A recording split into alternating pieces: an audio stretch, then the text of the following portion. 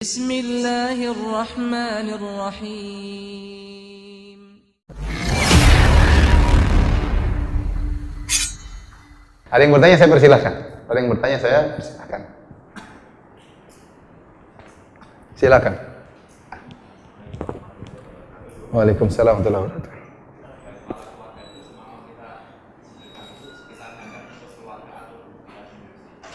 Jadi kalau kita sebagai kepala keluarga, ya, kalau kita mengeluarkan mengeluarkan nafkah harta untuk anak istri itu dapat pahala, ya.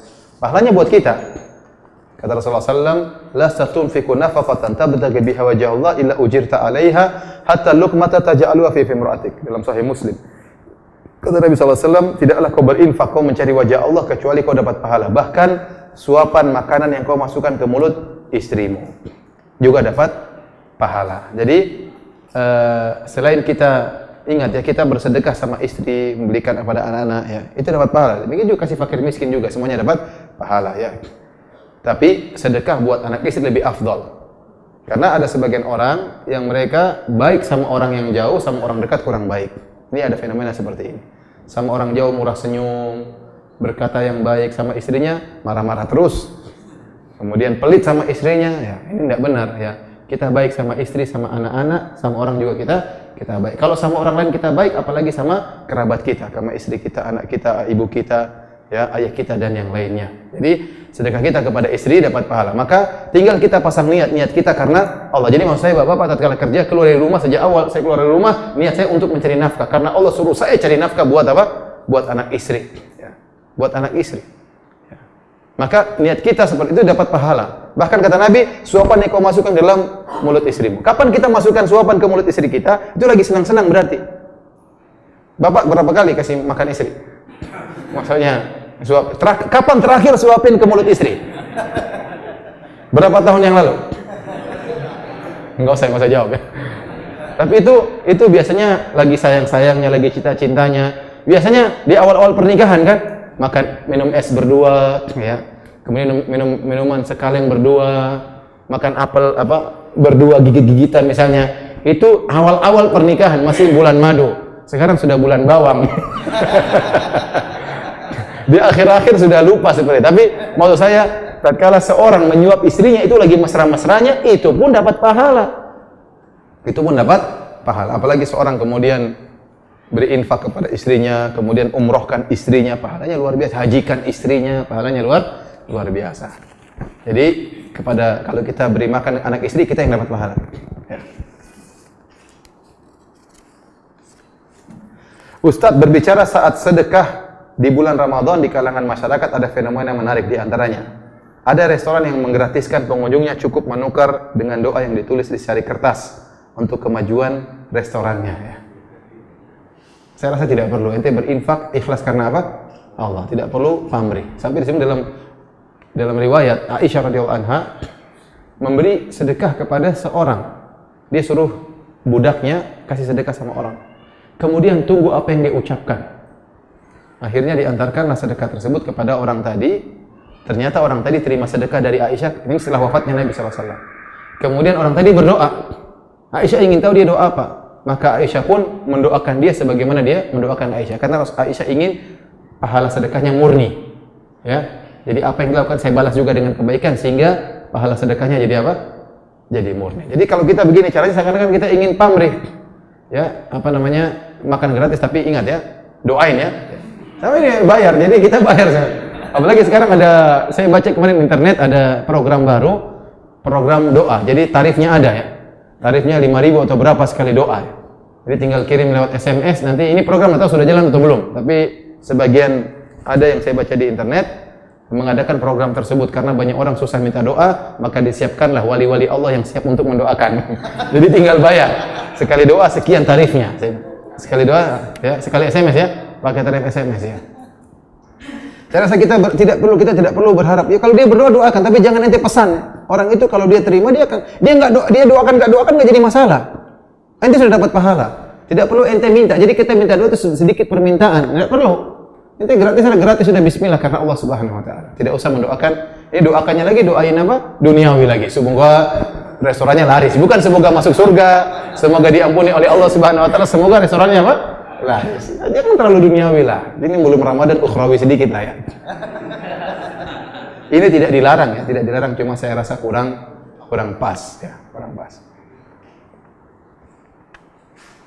Ada pom bensin memberi 2 liter Petramax atau premium bagi siapa saja yang tadarus Al-Quran per 1 juz. Ini juga boleh saja ya. Sebagai penghargaan. Tapi gimana dia tahu tadarus 1 juz atau tidak? Maksudnya gimana? Ada orang lapor, saya tadi malam 1 juz, mana buktinya? Ini, kupon 1 juz 2 liter. Saya nggak tahu ini. Apakah hal tersebut amalan sedekah? Insya Allah tidak apa-apa seperti ini. Jadi penghargaan terhadap orang yang beramal soleh ya.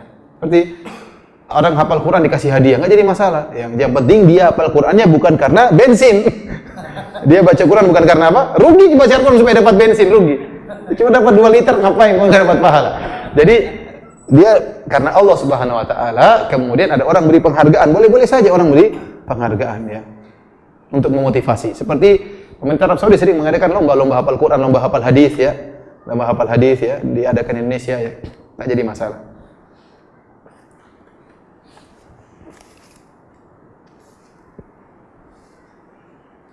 Ada kemarin yang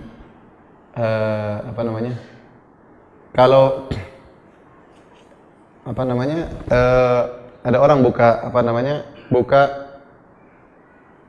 warung di Makassar, ada teman yang buka warung. Jadi khusus hari Jumat kalau nggak salah atau hari Ahad saya lupa. Gratis yang buka sedekah boleh, sesukanya. Ya. Gratis boleh, bayar sesukanya juga boleh. Ternyata lebih untung. jadi ada yang makan harusnya 10.000 bayar 50.000, bayar 100.000, tambah banyak katanya. Jangan ikut-ikut ya. Di sini mah habis nanti nggak ada yang bayar. Ini si teman ada ikhwan yang seperti itu. Katanya Ustaz tambah banyak malah, ada yang makan 10.000 bayarnya 50.000, jadi tambah banyak, jadi lebih untung hari itu ya. Karena memang ada nilai apa? Nilai sedekah. Dia ada nilai apa?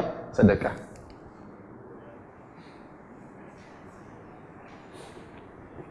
Kalau kita bersedekah akan mendapatkan naungan dari Allah di padang mahsyar. Bagaimana dengan istri dan anak kita, akan dapat naungan atau tidak? Sedangkan yang bersedekah kan suami. Ini mungkin istri yang tanya ya. Makanya istri dukung suami untuk apa? Sedekah ya. Karena memang istri banyak dukung suami untuk pelit, banyak. Jadi enggak usah mas ya. Bahkan pelit sama orang tuanya. Ini mau kasih sedekah sama ibu 1 juta, kata istri enggak usah, ibu cuma makan tempe. 2.000 cukup. 2.000 cukup, katanya enggak usah. Yang nggak jadi pelit siapa? Istrinya. Istri ini luar biasa. Istri ini bisa membuat suaminya rajin bersedekah, bisa buat suaminya jadi apa? Pelit. Maka insya Allah kalau istri yang mendukung suaminya bersedekah, tentunya bukan berarti juga suami sedekah tanpa perhitungan. Enggak, kita juga perhitungan, anak-anak kebutuhan anak juga harus dipenuhi, itu lebih utama. Saya ulangi, bersedekah terhadap anak istri lebih utama daripada orang luar ya. Karena ini kewajiban kita, yang lain itu sunnah, tapi anak istri kita apa? Wajib ya. Jangan sampai kita salah dalam menimbang ya. Orang lain kita kasih, anak istri kita kelaparan, nggak boleh ya. Tidak boleh seperti itu. Jadi kalau istri kita dukung kita untuk bersedekah, mudah-mudahan dia juga dapat pahala sedekah. Kenapa dia mendukung? Bukan Rasulullah SAW mengatakan, "Man dalla ala khairin falahu mithlu ajri fa'ili." Barang siapa menunjukkan kepada kebaikan, bagi dia pahala orang yang melakukannya. Mudah-mudahan kan sama-sama berdua dinaungi dinaungi pada hari kiamat. Kalau istrinya pelit, nanti kita dinaungi istrinya apa? Jauh kan, kasihan. Jadi istri jangan ngajarin suami pelit.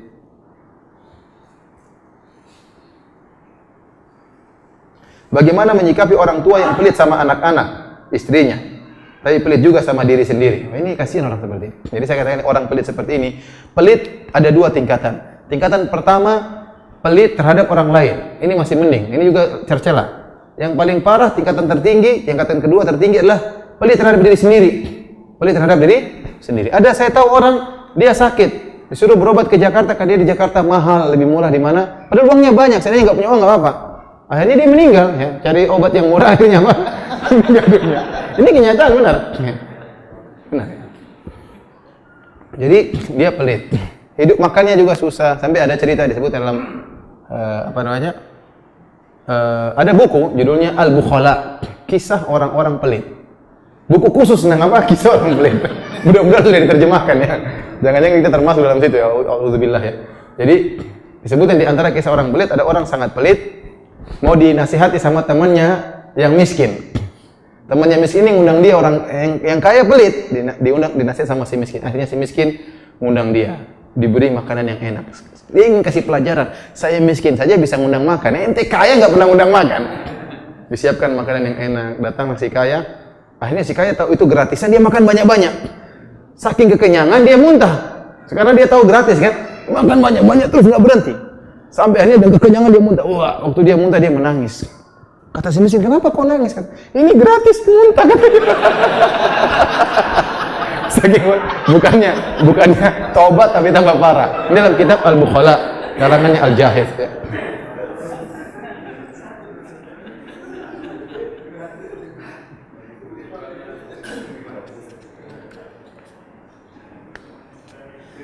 Seandainya setiap pagi ingin bersedekah 100.000 per hari, Masya Allah. Ini boleh daftar di Cinta Sedekah nanti ya. Sebaiknya dibagi ke 10 orang atau 1 orang biar dapat lebih banyak. Insya Allah nggak jadi masalah. Kita lihat maslahat ya. Semakin orang dibutuhkan kita berikan semakin baik, pahalanya semakin besar. Ada orang yang butuh, mungkin dia kesehatan, beli obat, ya kasih aja 1 orang. Yang penting Allah tahu. Ya. Amal soleh itu kita lakukan saja. Yang penting kita nggak tahu mana yang menjawab kita masuk surga. Yang penting kita tulus. Mau 100.000 bagi 10 nggak jadi masalah, atau 100.000 1 orang nggak jadi masalah. Yang penting pas kepada orang yang membutuhkan. Ya. Kalau kasih anak-anak hadiah misalnya, suruh 10.000. Tapi ada orang kebetulan lagi lapar, satu keluarga kelaparan, udah kasih 1 orang aja biar buat apa? Makan dia seluruhnya. Kiat-kiat apa saja supaya sedekah ini memang ikhlas niat karena Allah Subhanahu wa taala. Latih diri kita sedekah untuk tidak ketahuan ya. Makanya Allah mengatakan dalam surat Al-Baqarah, in tubudus shadaqati fa ni'mahi. Kalau kalian tampakkan sedekah itu baik, enggak jadi masalah, yang penting ikhlas.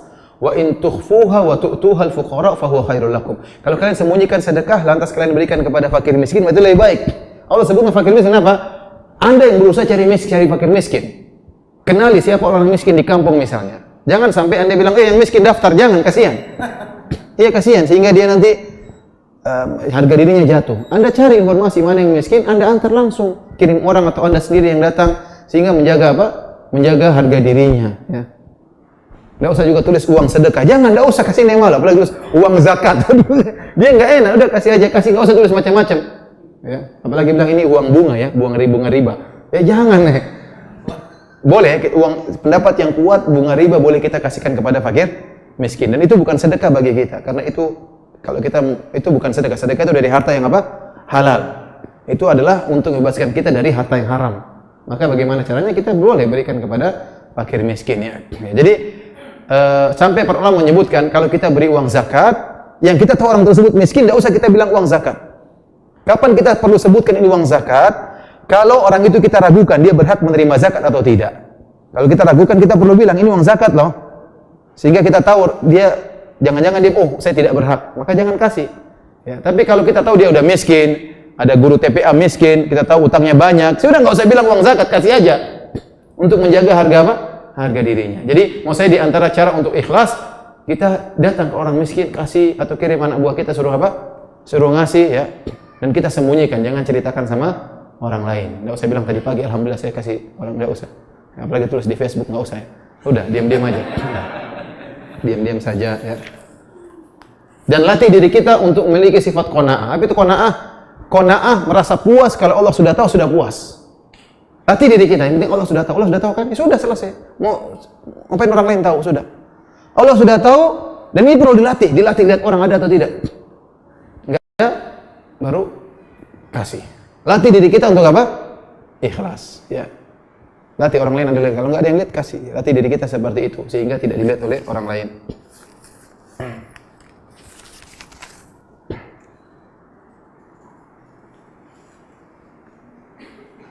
Ustaz mau tanya, lebih penting mana suami bersedekah kepada orang miskin dibandingkan kepada istrinya yang kurang kebutuhannya untuk sehari-hari? Tentu istrinya lebih utama. Ya. Beda antara jadi kalau istrinya kurang ya harus kasih istri dulu. Nggak boleh. Ya. Sama ada orang sedekah tadi seperti saya katakan, dia punya utang di bank. Terus dia bilang, saya ingin sedekah supaya utang saya lunas, maka dia sedekahkan motornya. Akhirnya nggak lunas-lunas utangnya. Ini salah. Jadi kalau orang punya hutang sama orang lain, dia tidak boleh bersedekah.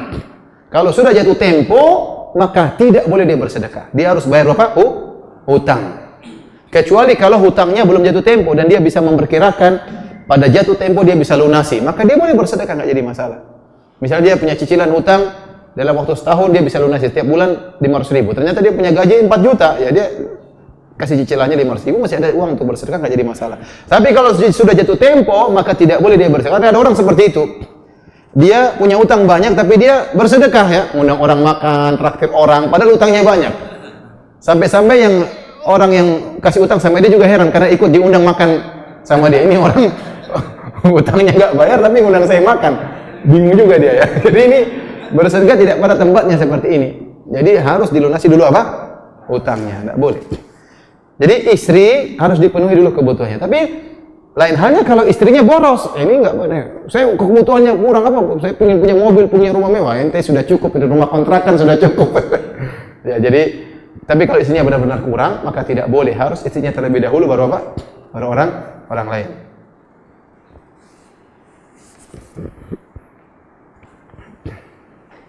Bagaimana bersedekah dalam membersihkan riba? Tadi apa namanya? Allah alam bisawab ya. Yang jelas tadi kata Rasulullah SAW, sedekah itu atau jual beli itu transaksi dihadiri dengan perkataan sia-sia, dihadiri dengan perkataan dengan sumpah dan macam-macam, maka bisa dibersihkan dengan sedekah. Kalau riba perlu taubat kepada Allah karena riba dosa besar. Wallahu a'lam bishawab.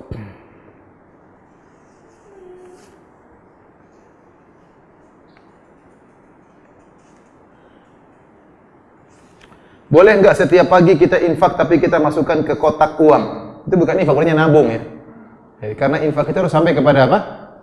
Jadi setelah setahun atau sebulan atau 2 bulan baru uang tadi kita berikan kepada yang berhak menerima. Ini nggak jadi masalah. Tapi infak itu belum sampai. Cuma kita sudah niat. Ini persiapan untuk apa?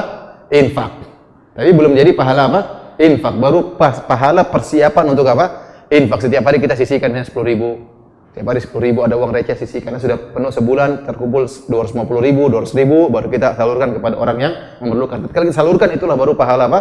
Infak. Yang ini baru persiapan untuk infak. Dan sudah dapat pahala. Karena kita memaksakan diri untuk apa? Nyetor tiap hari misalnya ya.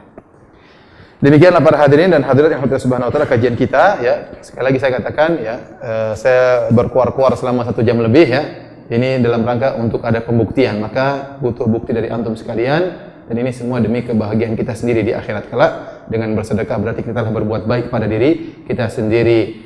Wallahu ta'ala a'lam bishawab. Wabillahi taufiq wal hidayah. Assalamualaikum warahmatullahi wabarakatuh.